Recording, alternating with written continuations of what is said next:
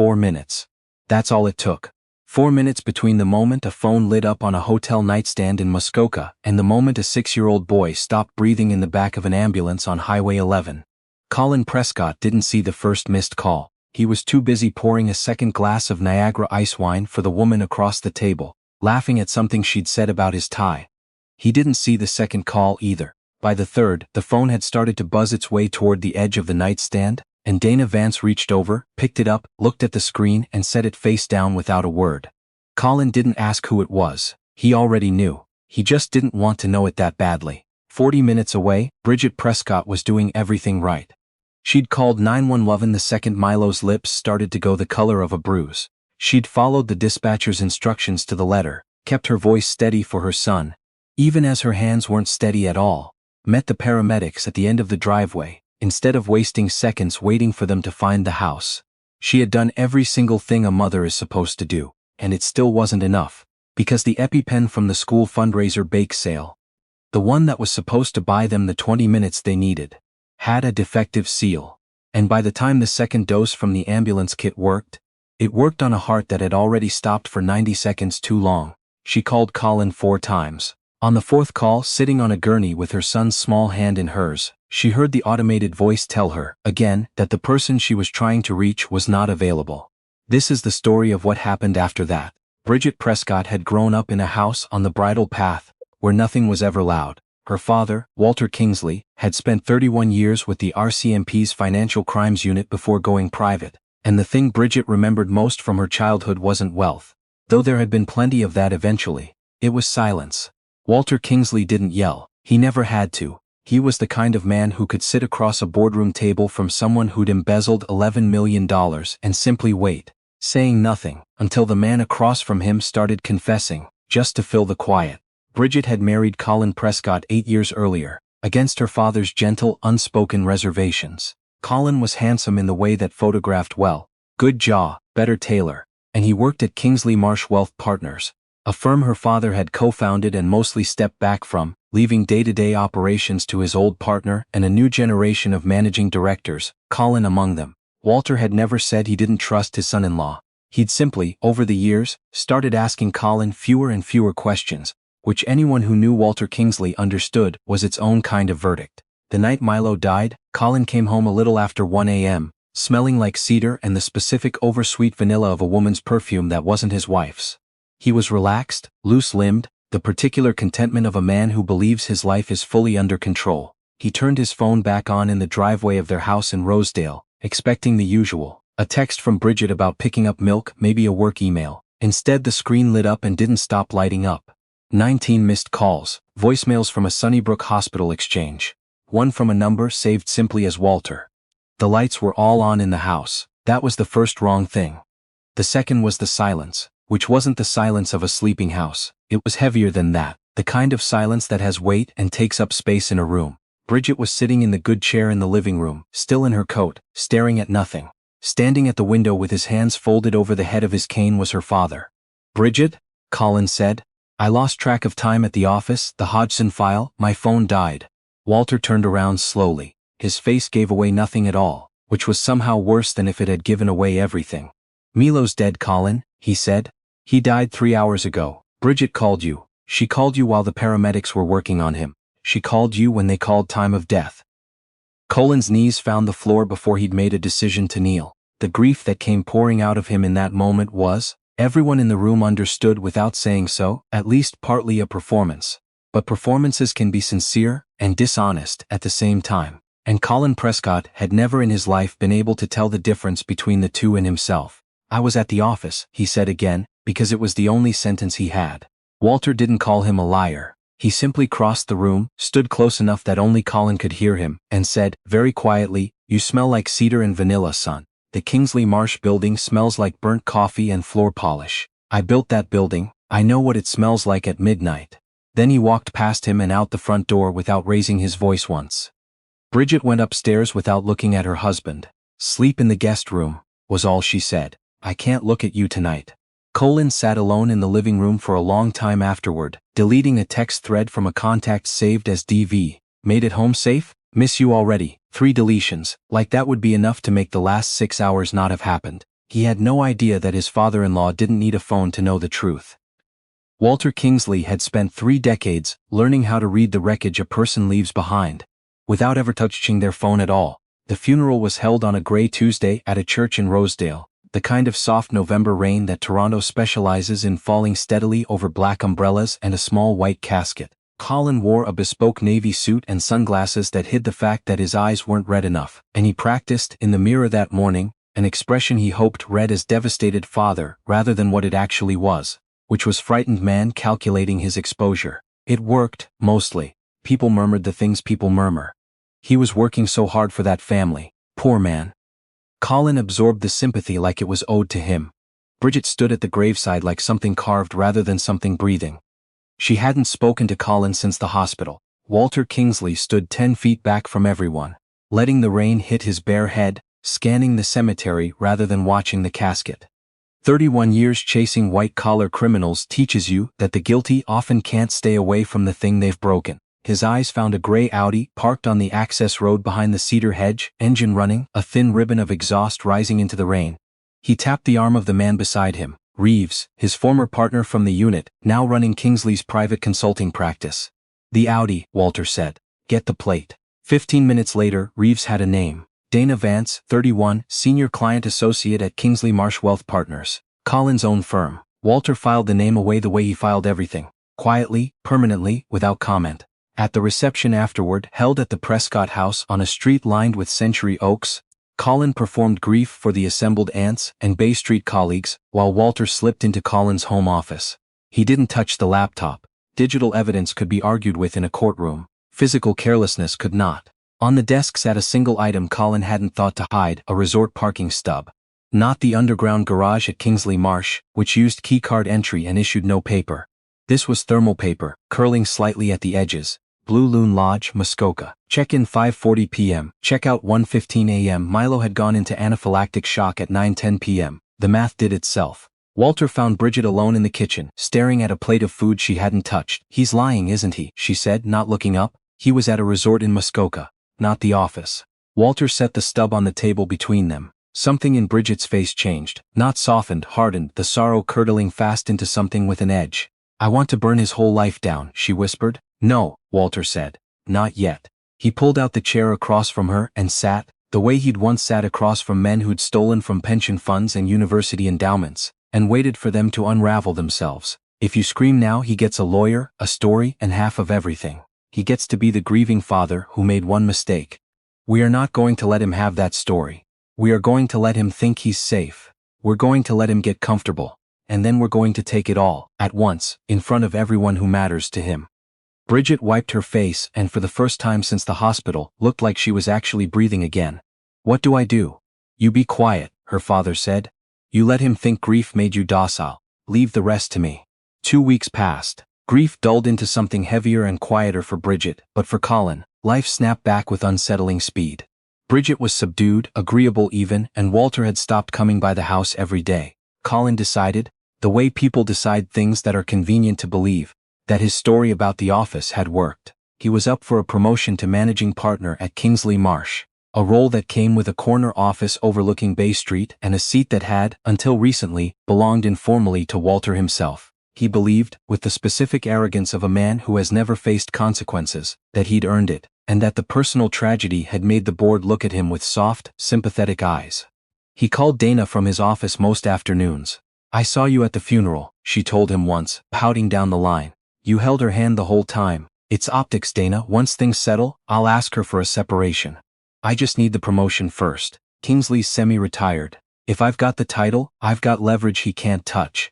Across town, in a glass office above King Street that housed Kingsley Private Consulting, Walter sat surrounded by monitors while Reeves briefed him. We got the lodge footage, Reeves said, pulling it up on the main screen. Timestamp 9:08 p.m., a hallway camera, a room service tray of oysters being delivered to a suite door, Colin answering it in a robe, laughing, Dana visible behind him in the doorway wearing considerably less than a robe. Cell tower data puts his phone pinging the tower nearest the lodge at 9:09. Then it goes dark. Manual shutdown. He didn't miss the call, Walter said. He watched it ring and turned it off. There's more, Reeves said. We pulled the client trust accounts he manages. He's been quietly moving management fees from 3 dormant estate accounts. Money that belongs to grieving families who haven't touched their late parents' portfolios, into a shell-numbered account. Small enough not to trigger OSC flags on their own. Added up over 2 years and it's just north of $800,000. It's paid for the lodge, the Cartier, the lease on her Audi. Walter leaned back and something in his expression was closer to satisfaction than to grief for the first time in weeks. He thinks he's getting the corner office on Friday, is he? Oh, he's absolutely getting it, Walter said. I want him standing at the podium believing he's won everything. Then I want to watch him choke on it. He picked up his phone and dialed the firm's CCO, his old partner, a man named Desmond Marsh. Bridget had told the story about her Uncle Desmond so many times growing up that using his real name, even in her own head as narrator of this memory, felt wrong. So let it stand that the man Walter called was simply Marsh. And Marsh, hearing that Walter wanted the promotion announcement turned into a proper celebration, invite the trade press, stream it to the regional offices, let's honor how he's carried the firm through a hard year. Thought it was a wonderful, generous idea. The trap wasn't being set, it was already baited. Friday arrived bright and cold, the kind of Toronto November morning, where the light off Lake Ontario looks almost aggressive. The Kingsley Marsh boardroom on the 40th floor filled with 60 people, partners, junior associates, 3 reporters from the Financial Post and BNN Bloomberg, a camera crew live streaming to the firm's offices in Calgary and Vancouver. Colin wore a tie Milo had picked out for him at a Father's Day craft fair the year before, not out of sentiment, he told himself, but because it would read well on camera. Marsh took the podium. It's been a difficult year for this firm and for one family in particular, Marsh said, gesturing Colin forward. Despite personal tragedy that would break a lesser man, Colin has shown extraordinary dedication. It's my privilege to name him managing partner of Kingsley Marsh Wealth. Applause. Colin stepped to the microphone, throat tight with real performance now. Thank you. This is for my son. I know he's watching. From the back of the room, a cane struck the floor, once, twice. The applause died before Marsh even noticed why. Walter Kingsley walked the length of the boardroom and did not look at the audience once. He looked only at Colin. You say Milo's watching, Colin? He said. I wonder what he sees. He plugged a drive into the presentation laptop. The corporate slide deck vanished from the screen behind him, replaced by a scanned bank statement. The firm's transparency policy is one I helped write, Walter said to the room, conversational, almost pleasant. So in that spirit, let's look at the actual cost of Colin's dedication. Line items appeared, highlighted in red. Blue Loon Lodge, Cartier Rue de la Paix, Toronto. A lease payment to an Audi dealership in Yorkville. Unless one of our estate clients has started buying jewelry from beyond the grave, Walter said, I believe what we're looking at is misappropriation of trust funds. The room's temperature seemed to drop 10 degrees. Walter, there's clearly some confusion, we should discuss this privately. Colin began. Sit down, Walter said, and the authority in 2 words was enough that Colin actually stepped backward. Let's talk about the night my grandson died. The screen changed. Lodge hallway footage, time-stamped, the tray of oysters, the robe, Dana's silhouette.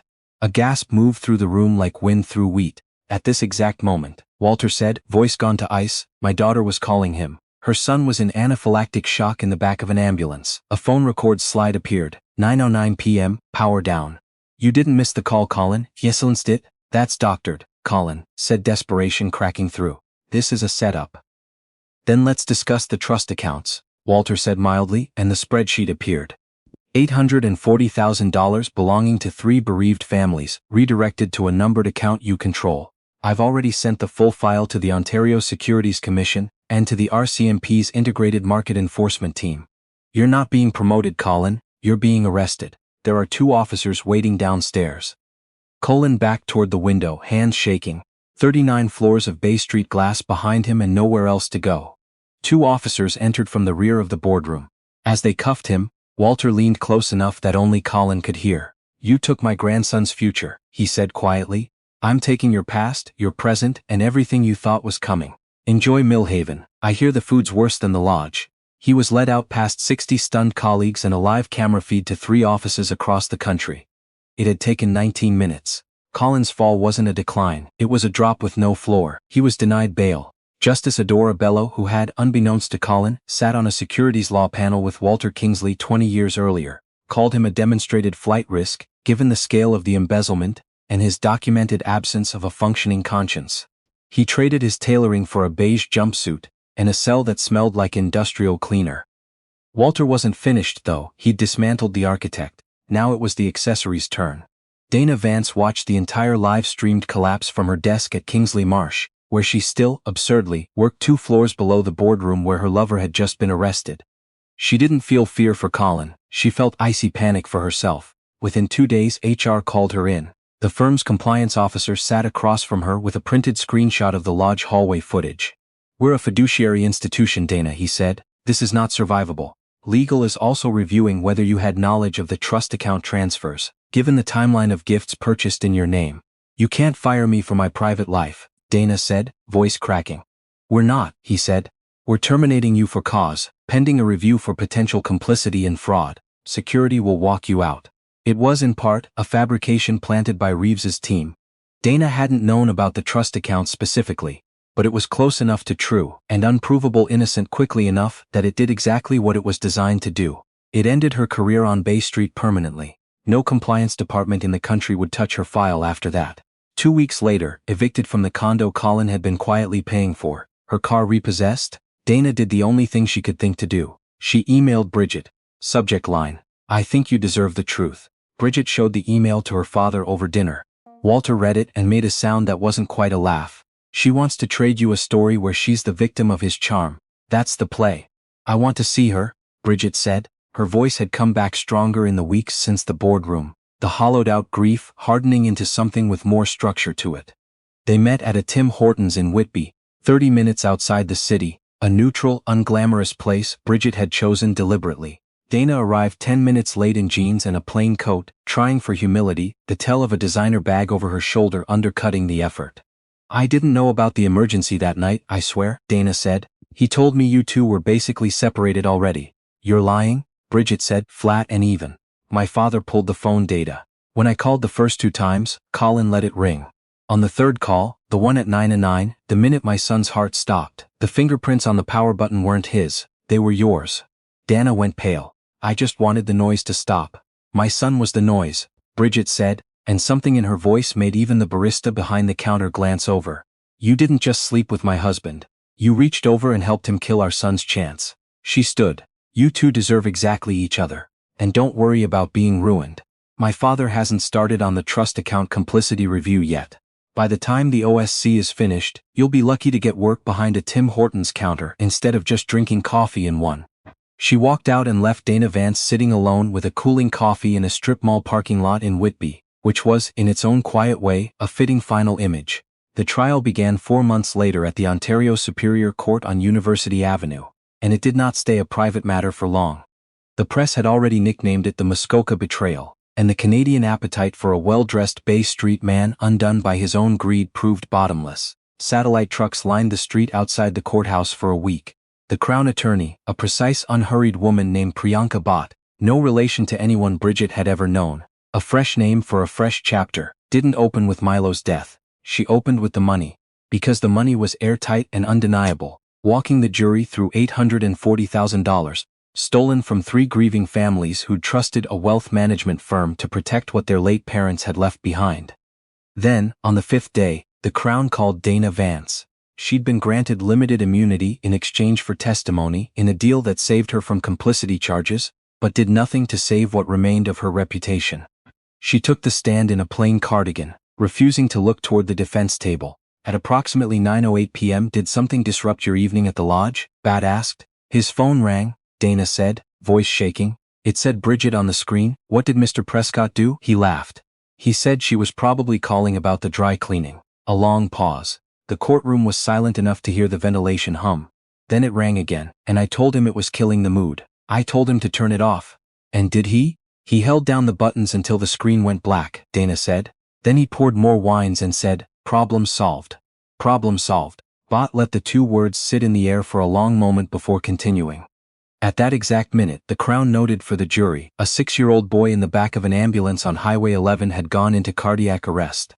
The jury deliberated for 2 hours and 40 minutes. They didn't order lunch. Guilty on fraud. Guilty on breach of trust. Guilty 14 counts on the securities violations. At sentencing, Justice Bellow looked at Colin over the rim of her glasses for a long moment before speaking. "I am not sentencing you for your son's death, Mr. Prescott," she said. "That is a weight your own conscience will have to carry. assuming you locate one. I am sentencing you for the calculated theft of money belonging to 3 families who had already buried someone they loved, and for a pattern of conduct that shows no capacity for remorse, only self-pity. She handed down 11 years at Millhaven, full restitution, and a lifetime ban from the securities industry. 6 months into his sentence, Colin got his first and only visitor. He was marched to the visitation booth, certain, for one absurd hopeful second, that it might be his mother. Instead, through the plexiglass, he watched Walter Kingsley walk in, followed by Bridget. Her hair cut into a sharp new bob, her posture different, a woman who had come out the other side of something rather than one still drowning in it. Bridget. Colin breathed into the phone receiver. You came. You have to help me get out of here. I can't do 11 years, please. We didn't come to help you, Bridget said, calm and level. We came to close the account. We're family, Colin said. We were never family, Walter said, leaning toward the microphone on his side. A father answers the phone. You were an investment that failed. Bridget held up a folded document against the glass. The divorce was finalized this morning.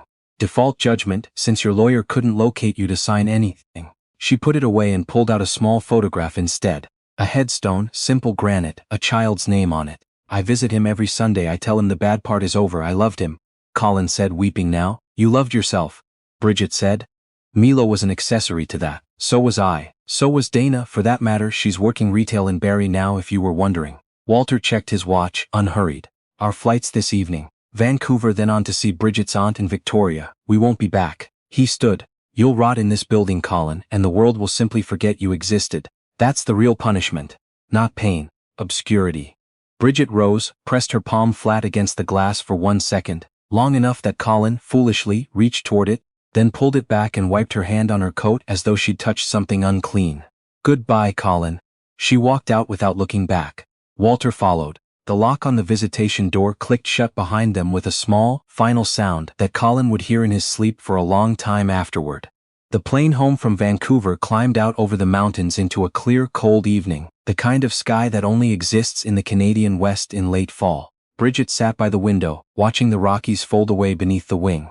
You okay? Walter asked, lowering his newspaper. She took the small silver locket out of her bag. Milo, gap-toothed mid-law, a photo from his last school picture day. Held it for a moment and closed it gently in her palm. I miss him every minute, she said quietly, but I can finally breathe again. The noise is gone. The books are balanced. Walter said in the closest thing to tenderness his voice ever carried. Bridget looked out at the darkening prairie sky below and, for the first time in almost a year, let herself smile.